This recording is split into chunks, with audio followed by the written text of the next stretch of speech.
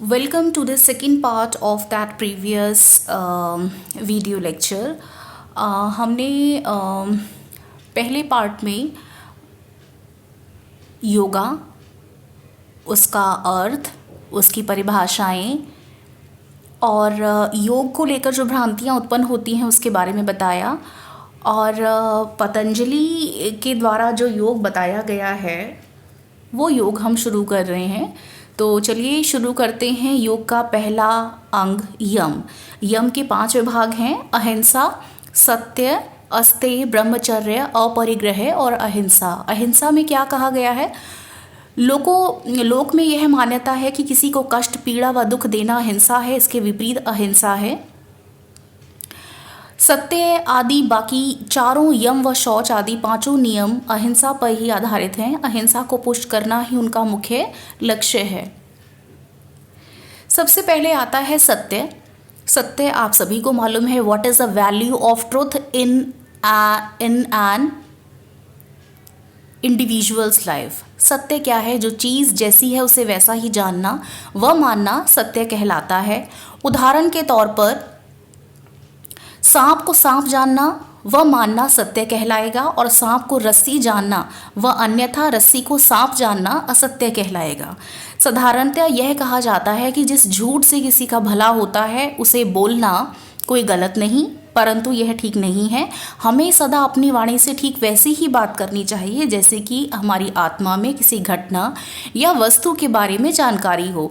यदि आप में ब्राह्मण के गुण हैं तो आपको उन व्यक्तियों द्वारा दिए जाने वाले कष्टों को सहते हुए मौन रहना चाहिए। यदि आप में क्षत्रिय के गुण हैं और आप क्षत्रिय हैं तो आपको उन व्यक्तियों से भिड़ जाना चाहिए। यदि आप में वैश्य के गुण हैं तो आपको गिड़गिड़ा कर इस परिस्थिति से निकल जाना चाहिए। परंतु यदि आप में शूद्र का गुण है, आप शूद्र हैं, तो चिल्ला आदि कर लोगों को इकट्ठा करना चाहिए ताकि इस परिस्थिति से निकला जा सके। अस्तेय के बारे में कहा गया है। अस्तेय का शाब्दिक अर्थ है चोरी न करना। किसी दूसरे की वस्तु को पाने की इच्छा करना मन द्वारा की गई चोरी है। शरीर से अथवा वाणी से तो दूर, मन से भी चोरी न करना। जैसे कि रावण ने सीता को अपना बनाने के लिए मन से उसे अपना बनाने के लिए जो विचार मन में लेकर आया था, यानी कि उसने मन से चोरी की थी। किसी की कार को देखकर उसे पाने की इच्छा करना, किसी सुंदर फूल को देखकर उसे पाने की चाह करना आदि चोरी ही है। ब्रह्मचर्य का पालन करना जो रामायण में श्री राम ने किया है। शरीर के सर्वविध सामर्थ्यों की संयम पूर्वक रक्षा करने को ब्रह्मचर्य कहते हैं। आधुनिक ढंग से जीवन जीने व्यतीत करने वाले अनेकों की धारणा है कि वीर्य की रक्षा करना पागलपन है, अतः वे अपने शरीर को वीर्य ही न बना लेते हैं। शरीर को नाजुक, कमजोर, रोगग्रस्त बना लेते हैं। शरीर की रोग प्रतिरोधक शक्ति को घटाते हैं। अपरिग्रह क्या है? मन, वाणी व शरीर से अनावश्यक वस्तुओं व अनावश्यक विचारों का संग्रह न करने देने को ही अपरिग्रह कहते हैं, कि आपके मन में कोई बुरे विचार न आ जाएं। अपरिग्रह का यह अभिप्राय बिल्कुल नहीं है कि राष्ट्रपति व चपरासी के लिए वस्त्र आदि एक जैसे व समान में हो। हम जितने अधिक साधनों को बढ़ाते जाएंगे उतने ही अधिक हिंसा के भागी बनते जाएंगे।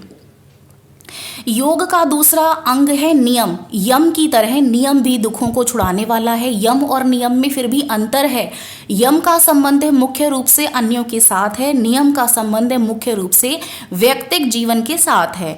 विशेष रूप से स्वयं के दुखों को छुड़ाने वाला होने से इसे नियम कहते हैं। नियम के 5 विभाग हैं: शौच, संतोष, तप, स्वाध्याय, ईश्वर प्राणिधान।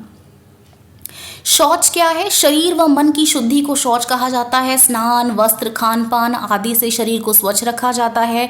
विद्या, ज्ञान, सत्संग, संयम, धर्म आदि और धनोपार्जन को पवित्र रखने के उपायों से मन की शुद्धि होती है। मन की शुद्धि शरीर की शुद्धि से अधिक महत्वपूर्ण है, परंतु तभी तो कहा जाता है कि जिसका मन स्वस्थ है उसका अंग भी स्वस्थ है। परंतु मानव जीवन के अधिक साधन समय, धन आदि शरीर की शुद्धि में ही लगाए जा रहे हैं। संतोष अपनी योग्यता व अधिकार के अनुरूप अपनी शक्ति, सामर्थ्य, ज्ञान, विज्ञान, उपलब्ध साधनों द्वारा पूर्ण पुरुषार्थ प्राप्त करने से फल में प्रसन्न रहने को संतोष कहते हैं, यानी कि हमें जो मिल गया, जितना मिल गया उसी में ही खुश रहते हैं। असंतोष का मूल लाभ है।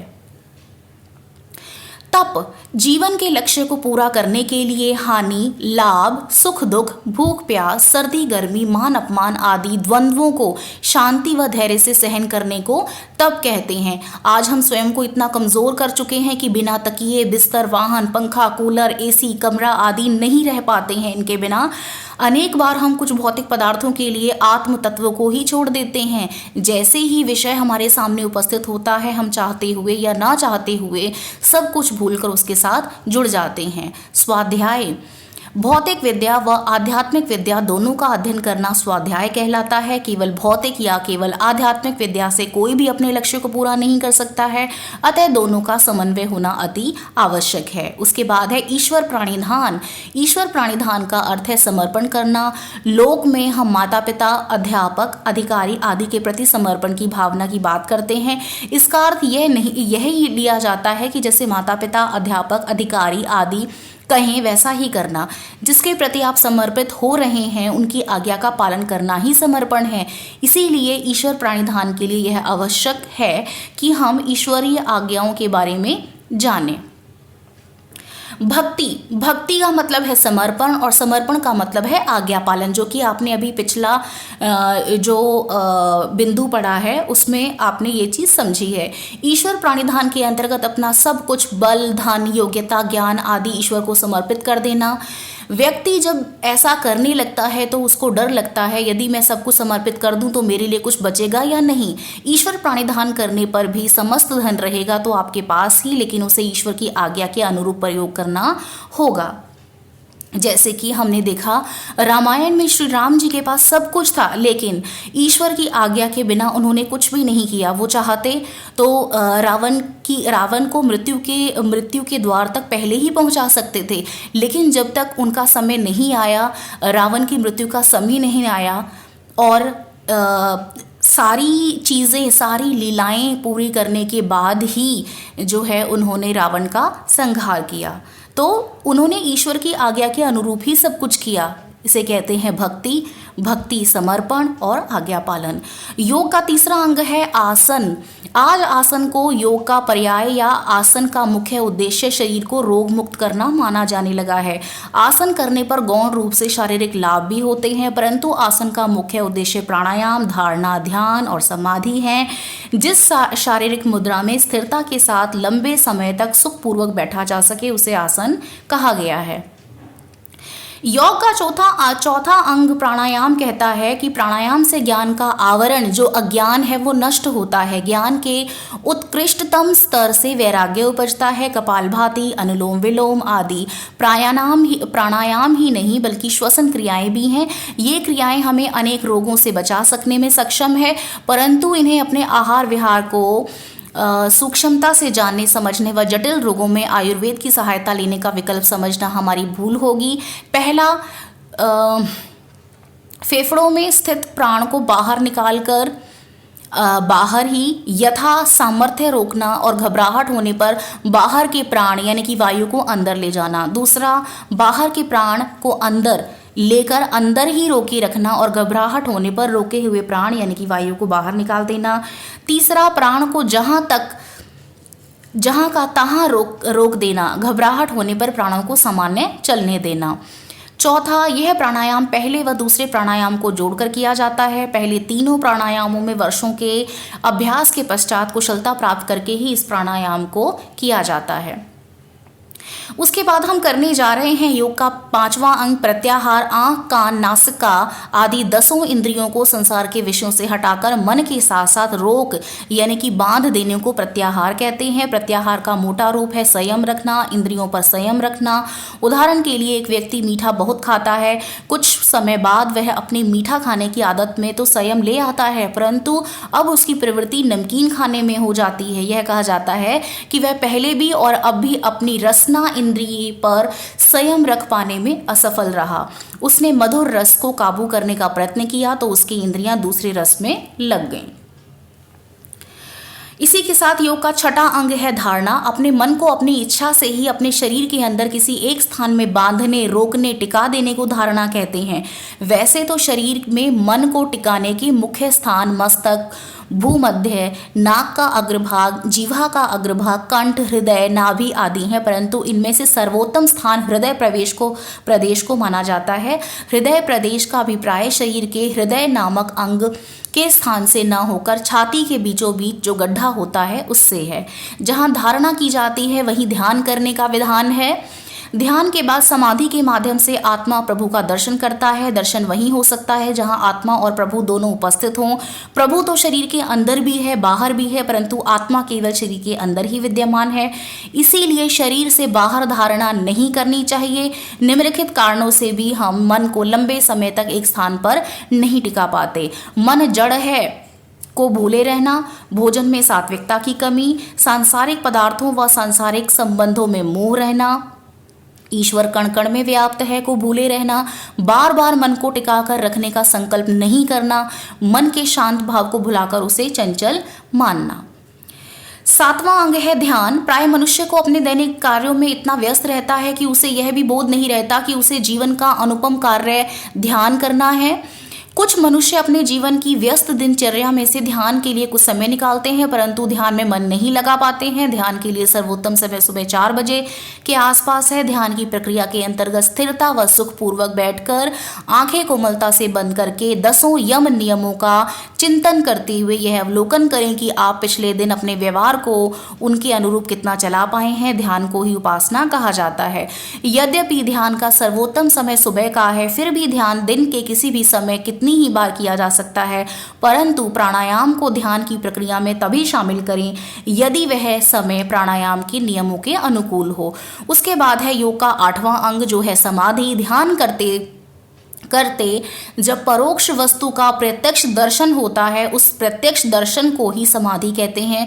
जिस प्रकार आग में पड़ा कोयला अग्नि रूप हो जाता है और उसमें अग्नि के सभी गुण समा जाते हैं, उसी प्रकार समाधि में जीवात्मा में ईश्वर के सभी गुण प्रतिबिंबित होने लगते हैं। जीवात्मा का मात्र एक प्रयोजन मुक्ति प्राप्ति है और योगी इस प्रयोजन को समाधि से पूर्ण करता है।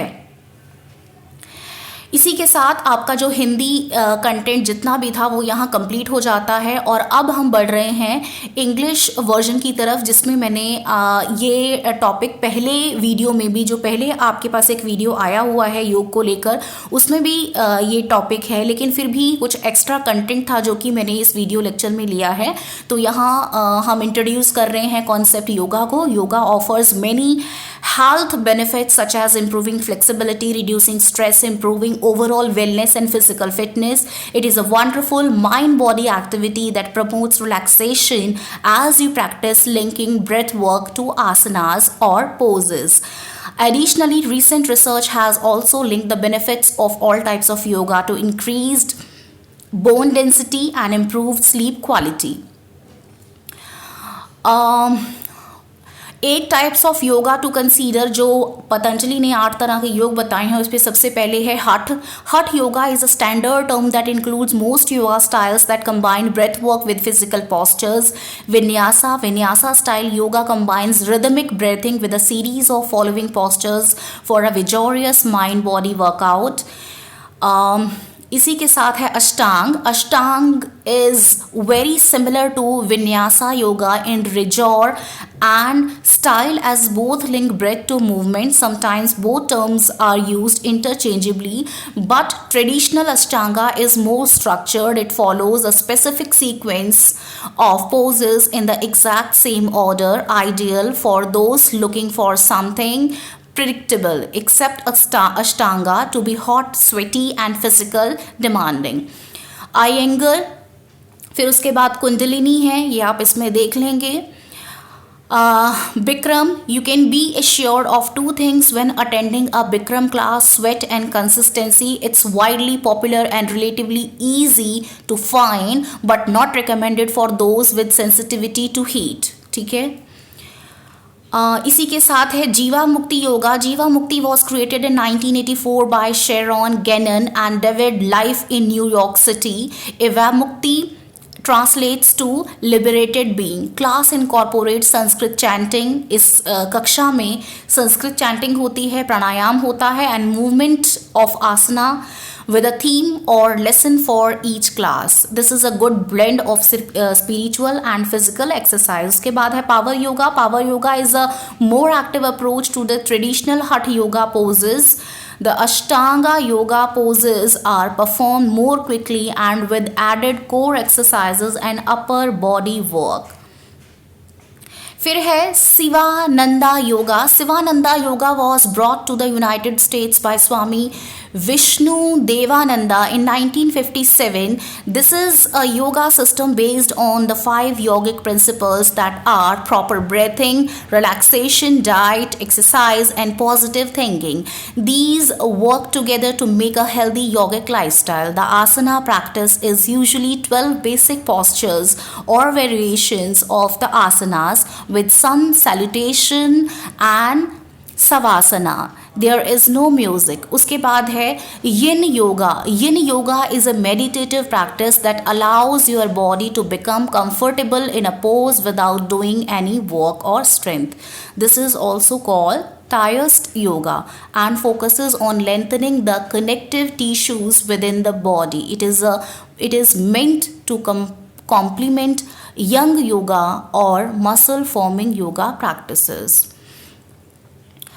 विद दिस ये यम 5 रेस्ट्रेंट्स कि क्या हमें नहीं करना है नियम में बताया गया है.